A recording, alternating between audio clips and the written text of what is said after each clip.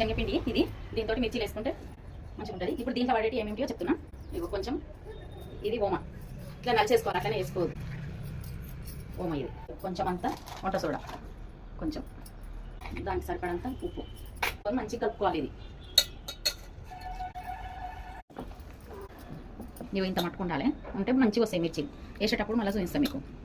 ఇట్లా ఉండాలి. ఒక 10 నిమిషాలు పక్క పెట్టుకుందాం. దీన్ని ఆయిల్ వేసుకుంటున్నా. ఇట్లా వేసుకోవాలి.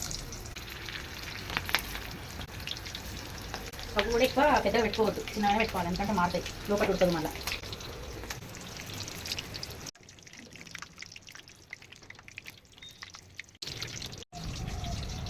ఉల్లిగడ్డ వేసుకుంటున్నా. వేసుకొని తింటే బాగుంటుంది. ఇంకా ఇది పింక్ సాల్ట్, ధనియాల పొడి, మిర్చిల మీద వేసేది. మనమైనా ప్యాకెట్లు ఉంటాయి, తెచ్చి మనం వేసుకునేటప్పుడు మిర్చి వేసుకునేటప్పుడు వేసుకోవచ్చు. సేమ్ హోటల్ తిన్నట్టే అనిపిస్తుంది మనకు. మిర్చీలు రెడీ అయిపోయినాయి. నచ్చితే లైక్ చేయండి.